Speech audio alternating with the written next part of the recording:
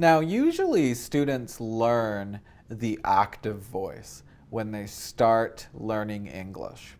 The active voice is very popular. What is the active? Well, active means we say the subject of the sentence first. So I or you or we say the subject first. And then we say the verb, and then sometimes we have an object. Now, let's look at some examples of the active voice. The company sells computers. Subject, verb, object. The subject is the company, the verb is sells, and the object is computers.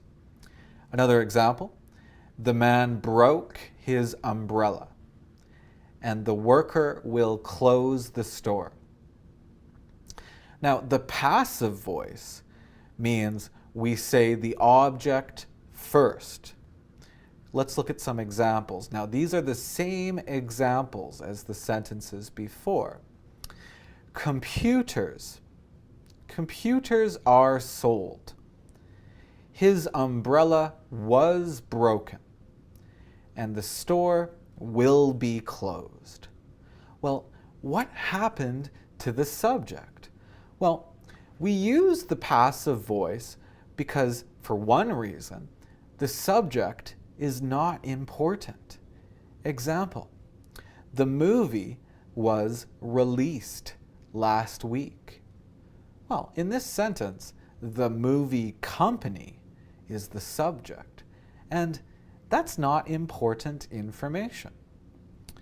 English is spoken all over the world. Well, who speaks English? People speak English. That's not important in this sentence. Sometimes we use the passive because we don't know the subject. Sometimes we don't know the subject. Example, my bicycle was stolen yesterday. Well, did you steal my bicycle? Who stole my bicycle? I don't know the subject. My apartment will be bought soon. Who will buy my apartment? I don't know.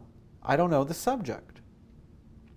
And finally, sometimes we use the passive because the subject is clear. It's maybe a little strange to say the subject because, of course, it's clear. Example, this building was built 100 years ago. Well, who built the building? Builders. Of course, builders. Or Samsung products are made in Korea. Well, who makes the products? Well, Samsung's workers. Of course, the subject is clear. And finally, rice is grown in Asia. Well, who grows rice in Asia? Asian people, of course. So we use passive when the subject is not important, we don't know the subject, or the subject is pretty clear. Now, many students, maybe they've studied passive before, and they think, oh, we always need to say by and then the subject. Well, sometimes this is really strange.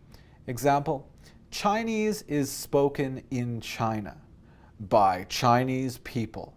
Of course, by Chinese people. Don't say that. That's strange. Or some Japanese cars are made in Canada by Canadians. Of course by Canadians because they're made in Canada. But sometimes we can say by with the subject and it has a very good meaning in the sentence. Example, the Mona Lisa. The Mona Lisa was painted by, and who is the painter? Leonardo da Vinci. So here, by is good. And my photo was taken by my sister. So here, by my sister is good in the sentence. But be careful, sometimes it's a little strange. If you'd like to practice this more, click on the link in the video.